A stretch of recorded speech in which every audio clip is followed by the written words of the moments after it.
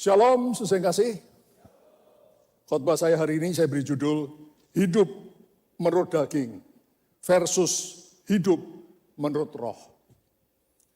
Saudara, wanita itu pada umumnya paling jijik dengan binatang-binatang seperti tikus, kodok, cicak, dan sejenisnya. Siapa ibu-ibu yang takut kodok, tikus, cicak? Loh, nggak ada yang takut ya? Waduh, ini nanti habis ini dites aja Pak. Jadi minggu depan kita bawain kodok, tikus, cicak, suruh kasihkan aja dia. Saudara, saya punya cerita lucu soal istri saya dengan kodok. Saudara. Jadi pastori yang kami tempati, itu dapurnya terletak di bagian belakang, saudara. Di samping sebuah taman kecil. Nah beberapa waktu yang lalu, itu ketika malam hari istri saya mau ke dapur, saudara. Di pintu tembusan antara ruang utama dengan dapur, itu selalu menunggu seekor kodok. Apa saudara?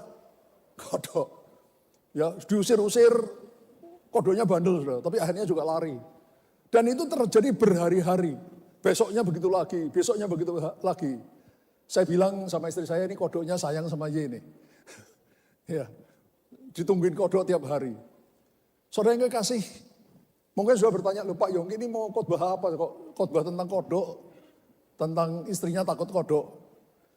Ada hubungannya saudara ya, saya bukan sekedar ngomong, ya ada hubungannya erat. Next, biawak, kodok dan sejenisnya, itu bisa hidup di dua alam. Bisa hidup di air, bisa hidup di darat. Tapi ada binatang lain yang hanya bisa hidup di satu alam, contohnya anjing, kucing. Mereka hanya hidup di darat.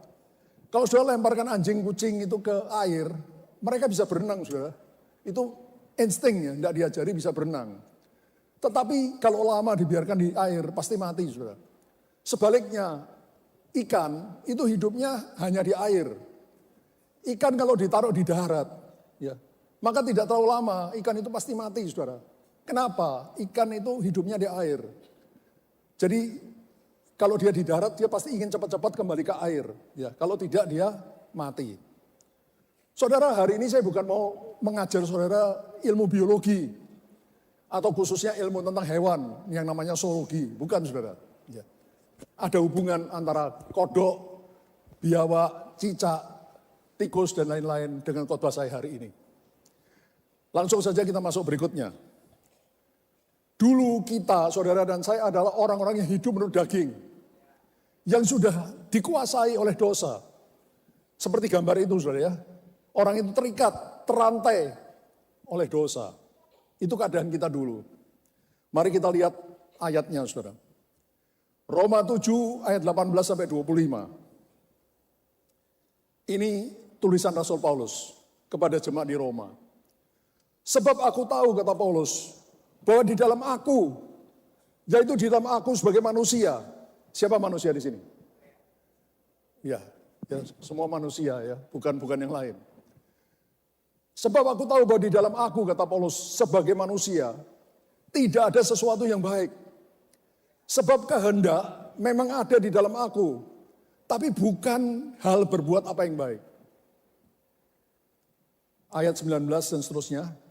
Sebab bukan apa yang aku kehendaki, yaitu yang baik yang aku perbuat. Melainkan apa yang tidak aku kehendaki, yaitu yang jahat yang aku perbuat. Jadi jika aku berbuat apa yang tidak aku kehendaki, maka bukan lagi aku memperbuatnya, tetapi dosa. Apa saudara? Dosa yang diam di dalam aku. Demikianlah aku dapat hukum ini. Jika aku menghendaki berbuat apa yang baik, yang jahat itu ada padaku. Ini adalah hakikat manusia, saudara. Paulus, yang dulunya bernama Saulus, dia adalah orang Farisi yang menjaga dan melakukan hukum-hukum Taurat, hukum-hukum Allah. Saudara, dia ingin selalu melakukan hukum Allah. Tapi dia berkata, ternyata ketika aku ingin yang baik, melakukan yang baik, yang jahat itu sudah ada padaku. Jadi bukan aku lagi yang berbuat, melainkan dosa yang diam di dalam aku. Demikian aku dapat hukum ini. Jika aku menghendaki berbuat apa yang baik, yang jahat itu ada padaku. Ini berlaku bagi semua orang, saudara ya. Jangan merasa saudara perkecualian. Ya, kita dulu seperti itu semua. Next. Sebab di dalam batinku, di dalam hatiku aku suka akan hukum Allah. Saudara dan saya yang sudah mengenal Tuhan, pasti ingin hidup benar. Ya atau ya? Ya, kita ingin hidup benar, hidup kudus. Tetapi, kata Paulus, di dalam anggota tubuhku, aku mendapati hukum lain yang berjuang melawan hukum akal budiku. Yang membuat aku menjadi tawanan hukum dosa yang ada dalam anggota-anggota tubuhku. Siapa manusia di sini? Ya, kita semua manusia. Saudara yang sudah mengenal Tuhan, pasti rindu, ingin melakukan yang baik, ingin melakukan perintah-perintah Tuhan. Seperti Paulus ingin melakukan perintah Tuhan, hukum Taurat. Tapi dia dapati, dia tidak bisa lakukan. Apa yang dia ingin lakukan, yang baik, tidak dia lakukan, tapi justru yang jahat yang dia lakukan. Demikian juga dengan kita, saudara. Ya, dulu kita seperti itu. Ya, kita ingin melakukan yang baik. Kita tahu perintah Tuhan, kita tahu kehendak Tuhan. Kita harus hidup kudus.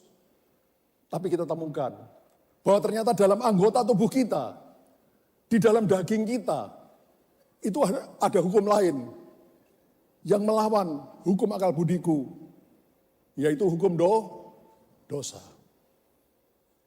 Sehingga dalam keadaan putus asa, Paulus berteriak, "Aku manusia celaka. Siapakah yang melepaskan aku dari tubuh maut ini?" Dia sadari, saudara, bahwa dia yang rindu melakukan perintah Allah, hukum-hukum Allah, itu masih hidup di dalam tubuh, darah dan daging ini. Di mana di dalam tubuh, darah, daging ini ada tabiat dosa, ada hukum-hukum dosa yang bertentangan, yang berjuang, yang berkelahi melawan hukum akal budiku.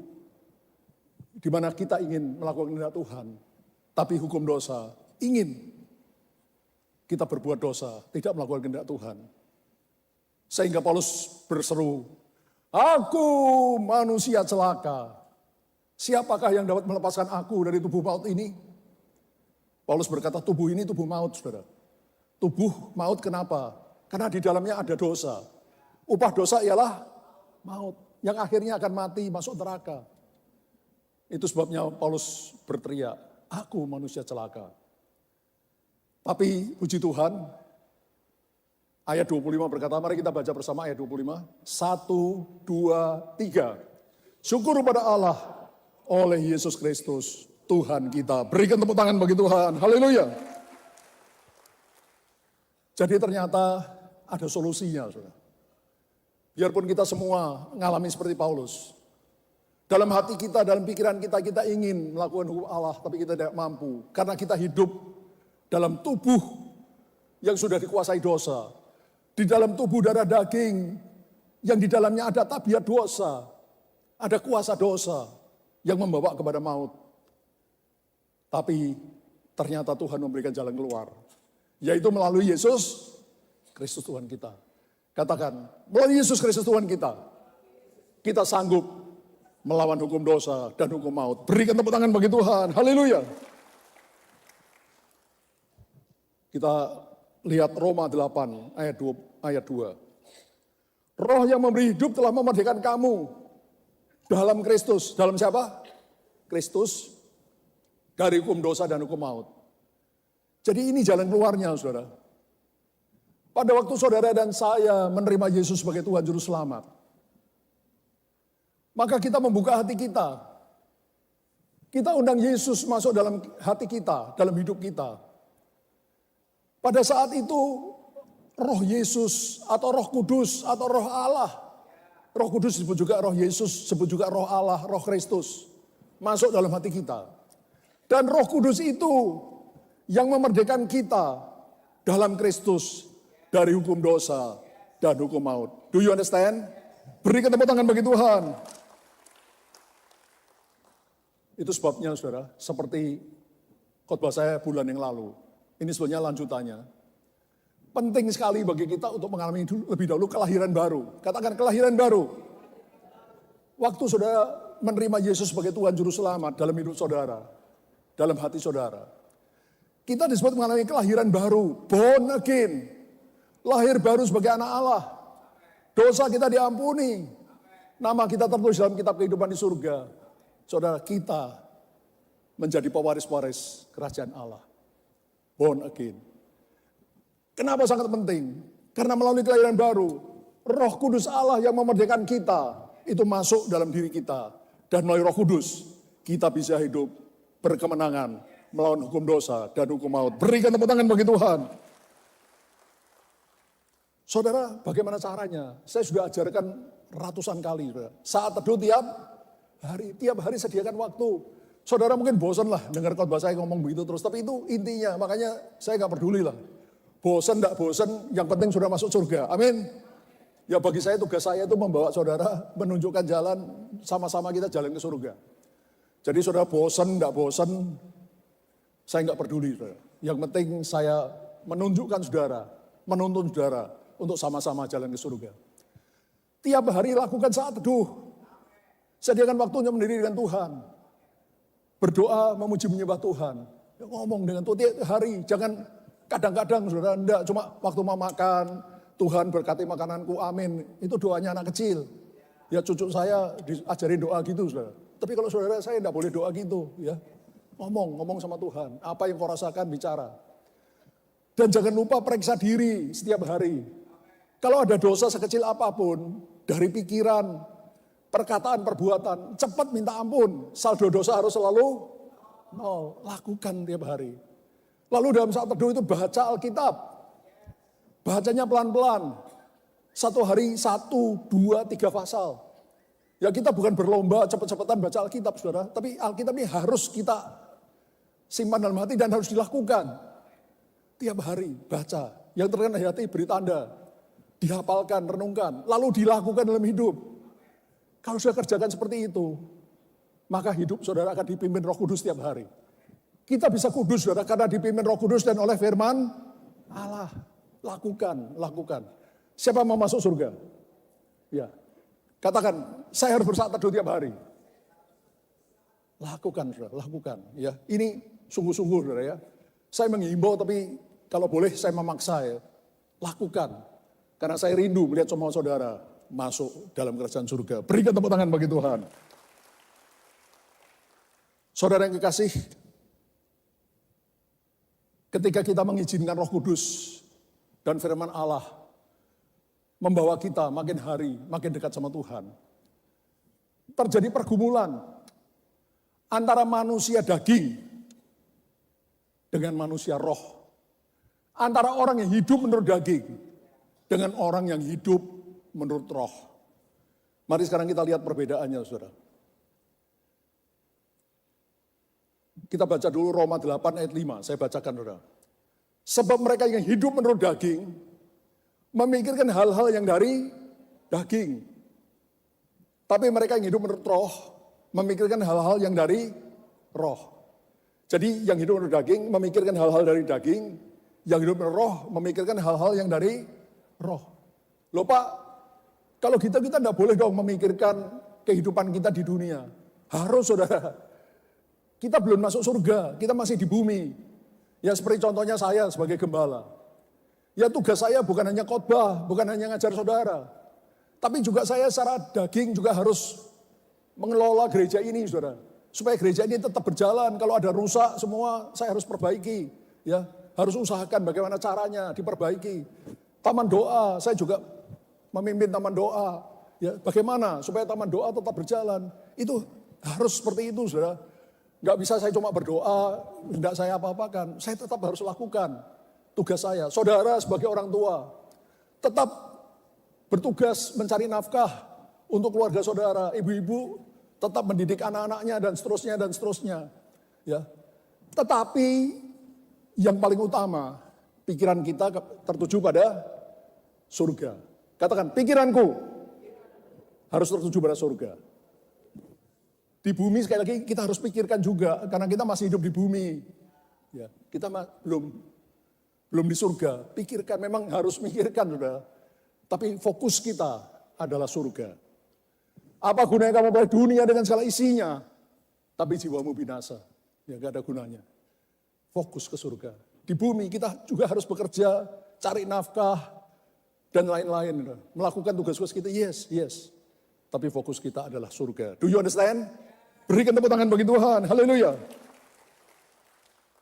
Yang kedua, perbedaan antara hidup menurut daging dan hidup menurut roh. Roma 8 ayat 7 dan 8. Sebab keinginan daging adalah perseteruan terhadap Allah. Karena ia tidak takluk kepada hukum Allah. Hal itu memang tidak mungkin baginya. Mereka yang hidup dalam daging tidak mungkin berkenan kepada Allah. Berkenan itu artinya menyenangkan hati Allah. Jadi saudara yang hidup menurut daging, itu berseteru dengan Allah.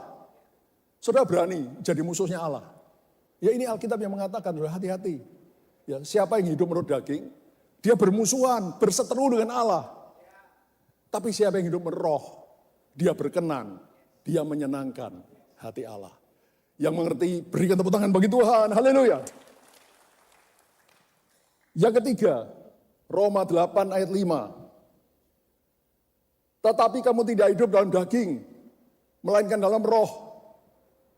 Kapan? Jika memang roh Allah diam di dalam kamu. Itu sebabnya saya bilang kita harus lahir baru. Kalau kita lahir baru, roh Allah tinggal dalam kita. Yang mengerti katakan amin. Tetapi jika orang tidak memiliki roh Kristus, ia bukan milik Kristus. Jadi pastikan saudara. Ya. Pastikan saudara punya roh kudus diam di dalam saudara. Sebab jika tidak ada roh kudus dalam kita, kita bukan milik Allah. Kita milik dunia ini.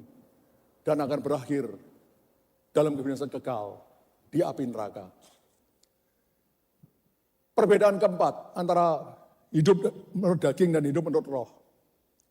Roma 8 ayat 13-14. Sebab jika kamu hidup menurut daging, maka kamu akan mati. Ya ingat saudara, kalau kita hidup menurut daging, kita pasti akan mati. Pertama kita mati rohani dulu, rohani kita mati. Dan kalau kita mati jasmani, wa inna lillahi rajiun, kita akan masuk neraka. Ya. Jadi kalau kita hidup menurut daging, kita akan mati.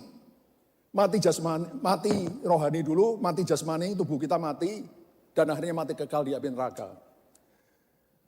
Perhatikan, tetapi jika oleh Roh Kudus kamu mematikan perbuatan-perbuatan tubuhmu, perbuatan dagingmu, kamu akan hidup. Saudara, jadi gini saudara. Selama kita hidup di dunia ini, ya, itu ada pergumulan yang hebat antara manusia roh kita yang didiami Roh Kudus dalam diri kita dengan manusia daging. Kita ini masih hidup dalam daging. Jadi saudara tidak bisa, buang aja dagingnya. Kalau buang daging ya menggantung diri saudara. Kan tidak bisa ya. Saudara gantung diri juga langsung masuk neraka. Bukan itu saudara. Selama kita hidup dalam tubuh darah daging, itu ada perjuangan. Ada perjuangan antara manusia roh kita. Roh kita yang didiami Roh Kudus dengan daging kita, di mana ada kuasa dosa, di mana ada tabiat dosa, di mana ada sifat-sifat dosa. Dan kalau kita hidup menurut daging, akhirnya kita mati dan mati kekal. Tapi kata firman Tuhan, jika kamu mematikan artinya sengaja dimatiin, mematikan perbuatan-perbuatan tubuhmu, kamu akan hidup. Ya, jadi jangan ada yang sombong, siapapun engkau. Engkau pendeta besar, pendeta kecil, pendeta gemuk, pendeta kurus, atau jemaat apapun ya. Ingat, selama engkau masih dalam tubuh darah daging, engkau bisa jatuh dalam dosa. Kenapa? Karena dalam darah dagingmu ini ada kuasa dosa. Ada tabiat dosa di dalamnya. Dan engkau baru bisa menang kalau engkau mematikan perbuatan tubuhmu, perbuatan dagingmu ini. Kau kalahkan. Itu pergumulan seumur hidup. supaya mudah dimengerti, saya berikan ilustrasi. Ya. Ilustrasi ini pernah saya sampaikan beberapa waktu yang lalu, tapi tidak apa-apa, sesuai dengan khotbah ini. Upamanya saya ini punya 2 ekor anjing. Anjing hitam dan anjing putih. Yang biasa saya adu untuk taruhan. Saya pergi kepada Pak Daniel. Pak Daniel, Bapak pilih kalau saya adu anjing hitam sama anjing putih, menang mana Pak? Pak Daniel karena dia merasa putih, menang yang putih Pak. Oke Pak Daniel, 3 hari lagi kita ketemu di sini, kita adu anjing hitam, anjing putih. Nanti kita lihat siapa yang menang. Nah selama 3 hari itu anjing putih tidak saya kasih makan. Yang saya kasih makan anjing hitam. 3 hari kemudian ketika diadu menang yang mana Pak? Yang hitam menang, yang putih kalah. Sebaliknya kalau Pak Daniel pikir anjing hitam ini kelihatannya garang ini. Wah pasti yang menang anjing hitam. Anjing hitam tidak saya makan Pak 3 hari. Ketika diadu yang menang siapa? Yang putih. Itu juga dengan kita saudara, perhatikan. As long as we live in this flesh. Selama kita hidup dalam daging ini. Perjuangan itu terus terjadi. Antara anjing hitam. Maksud saya manusia rohani kita. Dengan manusia daging. Selalu bergumul. Kalau kita mematikan, menguruti daging, kita pasti mati, akhirnya mati kekal. Tapi kalau kita menuruti roh, kita akan masuk surga. Nah, caranya bagaimana? Ini tadi kan jangan dikasih makan. Saudara, makanan anjing putih, manusia rohani kita, ini firman Tuhan, yang saudara baca, saudara dengar, ujian penyembahan, doa, ya dan seterusnya, melakukan perintah-perintah Tuhan. Itu sudah memberi makan manusia batiniah kita, manusia rohani kita. Dan manusia daging kita, tadi yang saya umpamakan anjing hitam, itu makanannya apa? Yang boten-boten, iri hati, dengki, benci, kecemaran, kecabulan, macam-macam lah pokoknya yang boten-boten itu makanannya manusia daging kita. Jadi sepanjang hidup ini tergantung kita saudara. It's up to you.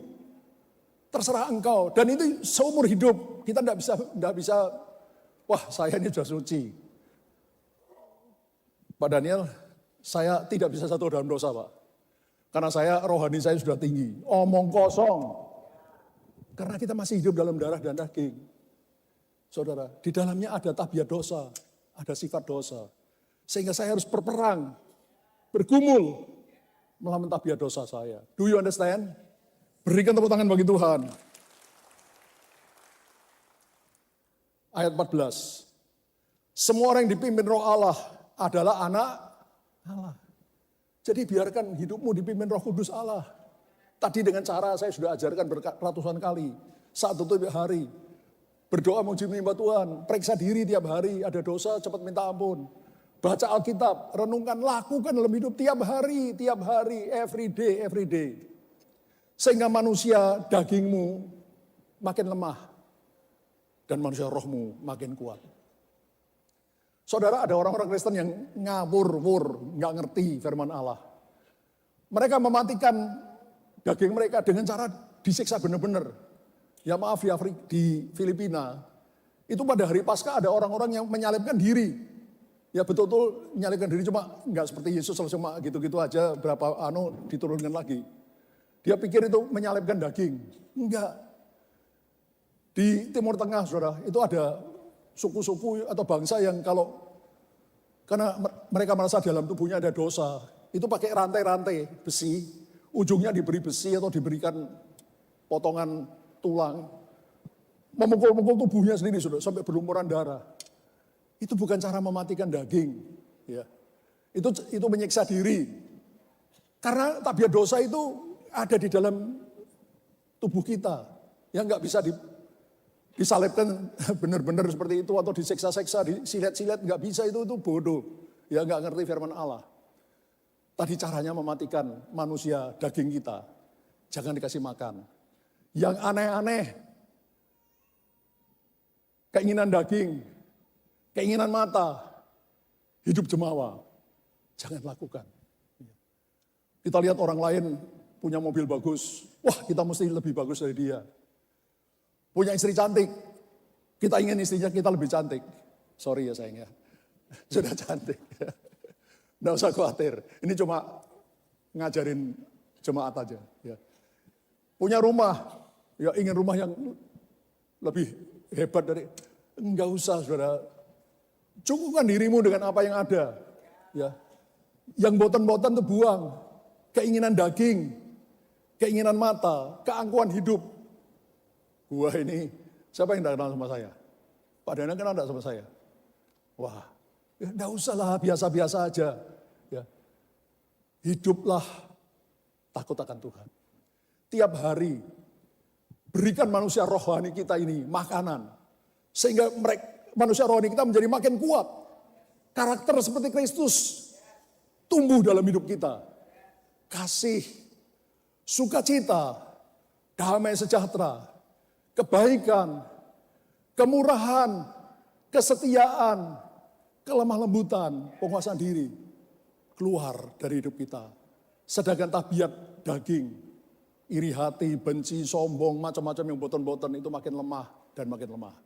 Dan akhirnya kalau Yesus datang, kita akan rapture, menyongsong dia di awan yang permai. Berikan tepuk tangan bagi Tuhan.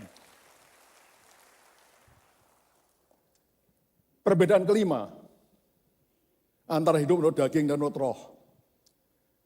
Roma 8 ayat 17. Dan jika kita adalah anak, siapa anak Allah di sini? Oh iya. Maka kita juga adalah ahli waris. Katakan ahli waris. Maksudnya orang-orang yang berhak menerima janji-janji Allah. Nah sampai di sini kita semua bilang amin. Pastilah. Tapi perhatikan terusannya. Jangan menerimanya bersama-sama dengan Kristus. Jadi kita menerima janji Allah itu bukan sendirian. Bukan kita Superman. Tadi cucu saya datang ke kantor saya, ya sebelum saya naik ke sini. Kata anak saya, Bill, tadi malam nih Yehu bermimpi. Mimpinya apa? Mau jadi Power Ranger. Saya bilang, jangan diajarin begitu. Ya mimpinya harus jadi seperti Tuhan Yesus. Ya. Jangan mimpi jadi Power Ranger. Ya, kita berhak menerima janji-janji Allah. Menerimanya bersama dengan Kristus, bukan sendirian. Yaitu, perhatikan lagi ya. Jika kita menderita bersama-sama dengan dia. Katakan menderita bersama dengan dia. Supaya kita juga dipermuliakan. Pada akhirnya kita dipermuliakan bersama-sama dengan dia. Saudara, ketika saya itu makin mengerti firman Allah. Saya itu, tiap hari itu saya cuma bisa bersyukur. Ya, saya berterima kasih. Seringkali sambil menangis saya bilang terima kasih Tuhan. Siapakah aku ini? Who am I? Aku orang yang berdosa, dulu aku macam-macam. Tapi kok ampuni dosaku, kok angkat aku jadi anak Allah. Kok juga tuntun aku sehingga aku bisa menjadi seorang gembala dan seterusnya.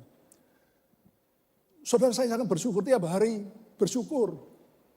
Dan saya tahu kalau saya terus berjalan seperti itu, saya pasti berakhir dalam kerajaan surga yang kekal mulia selama-lamanya.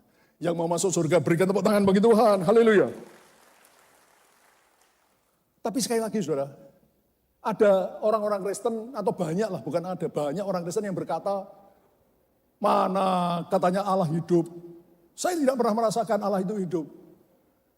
Iya, apakah kau sudah menerima janji Allah bersama dengan Kristus? Apakah kau sudah lahir baru? Kalau kau sudah lahir baru, apakah kau sudah menderita bersama Kristus? Menderita tadi bukan, saya bilang tadi disalibkan, tubuh kita dicambuin, disilet-silet, bukan begitu saudara. Tapi ketika kita melakukan perintah Tuhan itu sakit, tidak gampang. Ya. Kita maunya A, Alkitab berkata B, kita lakukan yang mana? B itu menyangkal diri. Yesus berfirman, kalau kamu mau mengikut aku, jadi muridku, kamu harus menyangkal diri. Memikul salibmu, mengikut aku tiap hari. Ya, menyalibkan kedagingan kita. Ya, tiap hari, every day. Tapi kalau kita biarkan tadi perumahan kita anjing hitam, kita kasih makan terus, kita pasti akan jatuh. Ya, karena itu sekali lagi, kita pasti menerima janji Allah. Saudara, kalau sudah hidup benar, saya yakin 1000%. Alkitab sudah mengajarkan dari Kejadian sampai Wahyu. Bilang kau baik-baik mendengar suara Tuhan Allahmu. Dan melakukan, apa saudara? Melakukan yang setia segala perintahnya. Maka Tuhan akan mengangkat engkau di atas segala bangsa. Dan berkat ini akan datang kepadamu. Diberkati kau di kota, diberkati kau di ladang, diberkati. Itu pasti terjadi. Tuhan pasti menyukupkan segala kebutuhan kita, itu pasti. Di bumi kita dijaga, dilindungi, disertai, diberkati Tuhan. Dan sesudah hidup ini, kita akan masuk dalam surga. Dipermuliakan bersama Kristus. Saudara, di surga kedudukan manusia itu beda-beda. Sama-sama masuk surga, tapi di surga ada yang jadi rakyat, ada yang jadi raja. Raja pun ada yang di luar kota Yerusalem baru, ada yang di dalam kota Yerusalem baru. Ada yang bertahta bersama Kristus, baca Alkitab. Itu tergantung dari apa? Tergantung dari apa yang kita lakukan di bumi. Apakah kita sudah mematikan perbuatan daging kita? Apakah kita sudah terus memberi makan manusia roh kita? Sehingga makin hari kita makin serupa dengan Kristus. Itu semua akan terbukti nanti saudara, dalam kerajaan surga. Bukan hanya nanti, di bumi ini kita sudah rasakan. Tetapi carilah dulu kerajaan Allah dan kebenarannya. Maka semuanya yang lain yang kita butuhkan, Tuhan tambahkan pada kita. Berikan tepuk tangan bagi Tuhan. Kesimpulan. Nah ini di sini baru kodok sama cicak tadi baru keluar lagi, saudara. Ya, jadi saya bukan ngawur-ngawur, ya, cuma cerita kodok cicak. Dulu seperti kodok dan biawak, kita bisa hidup di dua alam. Hidup menurut daging dan hidup menurut roh, menurut akal budi kita. Atau bukan menurut roh, saudara, ini masih akal budi kita karena kita sudah tahu kebenaran. Kita hidup dalam dua alam, menurut daging dan menurut akal budi kita. Akal budi kita ingin berbuat yang baik, tapi daging kita menyeret kita di dalam dosa. Dulu kita seperti itu, kita semua, saudara. Tapi sekarang ayat 2, bagian 2. Sekarang kita hidup menurut roh, ketika kita sudah lahir baru, sudah menerima Roh Kudus dalam diri kita. Sudah dipimpin oleh Roh Kudus tiap hari, oleh firman Allah tiap hari. Dan kita mematikan perbuatan-perbuatan daging kita. 3, seperti ikan sekarang kita hanya bisa hidup di satu alam, yaitu hidup menurut roh. Bisa enggak kita hidup menurut daging? Bisa, karena kita masih ada dalam daging, saudara, jangan lupa. Tapi kalau kita yang sudah hidup dalam roh, Roh Kudus ada dalam kita, kalau kita jatuh dalam dosa, kita sangat merasa tidak nyaman. Ya kemarin Pak Niko dalam MDPJ berkata, saya ini kalau saya tidak merasakan hadirat Tuhan, sebentar saja, saya sudah merasa sangat gelisah. Sama saudara ya, seharusnya kita seperti itu. Kalau kita sudah tidak rasakan hadirat Tuhan, kita rasa kita tidak hidup dalam Tuhan, kita sudah sangat gelisah. Ya. Sangat cemas, merasa tidak enak. Seperti ikan tadi, kalau dia keluar dari air, ya bisa sebentar di luar air. Tapi dia harus cepat-cepat kembali ke dalam air. Kalau lama, dia akan mati. Ya, demi unjuk kita. Ya, kita yang sudah lahir baru, sudah hidup menurut roh. Kalau kita jatuh dalam dosa, bisa. Tapi cepat bertobat, cepat kembali kepada hidup rohani kita, saudara. Hidup menurut roh. Supaya kita hidup di habitat kita, yaitu di dalam hadirat Tuhan. Dan yang terakhir, nomor 4. Penderitaan bersama Kristus sekarang ini akan menghasilkan kemuliaan kekal yang tidak terlukiskan. Kita baca yang terakhir. Ayat terakhir Roma 8 ayat 18. Sebab aku yakin, kata Paulus, bahwa penderitaan zaman sekarang tidak dapat dibandingkan dengan kemuliaan kekal yang akan dinyatakan pada kita. Saudara, ini benar. Saya pernah lihat orang yang kaya raya, kekayaannya mungkin berapa T. Begitu mati semuanya ditinggal. Tidak ada 1 sen pun uang, 1 rumah pun, 1 mobil pun atau apapun yang dibawa, enggak ada, saudara. Karena itu mari saudara, ya. Penderitaan kita di bumi ini, ya karena kita mau ikut Kristus, kita kadang-kadang dimaki orang. Saya pernah cerita kan, pernah bersaksi. Saya pernah mau dipecat dari pekerjaan saya, saudara, ketika saya bekerja di sekuler dulu. Karena saya tidak mau melakukan dosa. Ya bos saya menyuruh saya melakukan hal yang berdosa, saya tolak saudara. Saya nggak pernah lupa, bos saya menggebrak meja, berat sambil menjerit, Yongki, ini bukan gereja, ini perusahaan. Perusahaan lain juga lakukan seperti yang kita lakukan. Lakukan perintah saya. Saya hanya nundukkan kepala, berdoa dalam hati Tuhan, kalau aku harus dipecat, aku rela Tuhan. Jadilah kehendak-Mu. Tapi saya tidak jadi dipecat karena saya tidak pernah korupsi, tidak pernah merugikan perusahaan, saya menguntungkan perusahaan. Banyak saudara, jadi saya tidak jadi dipecat. Tapi pangkat saya, waktu itu saya direktur teknik, bertahun-tahun tetap direktur teknik. Teman-teman saya yang seangkatan, yang sama-sama insinyur sudah naik, memegang 1 atau 2 perusahaan. Perusahaan kami ini holding company, saudara. 1 perusahaan dengan banyak anak perusahaan. Teman-teman saya sudah naik semua, saya masih tetap direktur teknik. Bertahun-tahun. Tapi saya pernah doa sama Tuhan, Tuhan, aku ingin, kalau saya tahu saya sudah dipanggil jadi pendeta full timer, saya bilang, Tuhan, sebelum saya jadi pendeta full timer, kalau boleh saya mencapai karir saya yang tertinggi di perusahaan. Tuhan dengar doa saya, saudara. 1 tahun sebelum saya diterima Pak Niko menjadi pendeta sepenuh waktu, saya diangkat dari direktur teknik menjadi direktur penuh, memegang 1 anak perusahaan. Tapi setahun kemudian, saya datang ke bos saya, Pak, saya mengundurkan diri, karena saya mau jadi pendeta sepenuh waktu. Saudara, ikut Tuhan tidak mudah. Tidak mudah. Engkau dilecehkan, engkau dihina orang, yang engkau mungkin dipecat, diperlakukan macam-macam, saudara. Tapi kalau engkau tetap hidup menurut kehendak Tuhan, maka kemuliaan di bumi engkau dijaga, dilindungi, disertai, diberkati Tuhan. Dan nanti di surga kita menerima kemuliaan kekal yang tidak terbandingkan. Berikan tepuk tangan bagi Tuhan. Saya akan tutup khotbah saya dengan sebuah sajak. Ini dalam bahasa Inggris saya terjemahkan. Judul aslinya well done. Artinya baik sekali. Jika setiap hari apa yang kubuat dituliskan dalam sebuah buku. Dan jika setiap malam aku bisa membaca kembali apa yang sudah kubuat hari ini. Aku berharap agar setiap hari yang kulalui, catatan hidupku semakin membaik. Perbuatanku yang sia-sia kubuang jauh-jauh. Dan semua yang tidak baik kusingkirkan. Oh, tolong aku Tuhan untuk tidak melupakan bahwa ada catatan hidupku di hadapan-Mu. Bahwa semua pikiran dan perbuatanku setiap hari Engkau ketahui. Aku berdoa, Tuhan tinggallah di dalam hatiku dari terbitnya matahari sampai pada masuknya. Agar ketika saatku tiba, aku dipanggil pulang oleh Tuhan atau aku rapture, aku akan mendengar Engkau berkata, well done.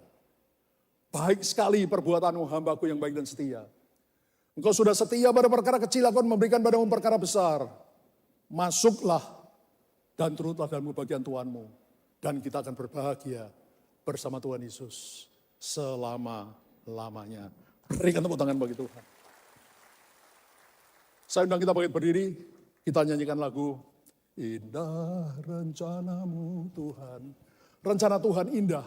Biarpun kadang-kadang kita tidak mengerti, tapi sekarang saya berikan sebagian dari pengertian itu, saudara. Tapi pastikan saudara dan saya berakhir dalam kerajaan surga, kekal mulia selama-lamanya. Berikan tepuk tangan bagi Tuhan.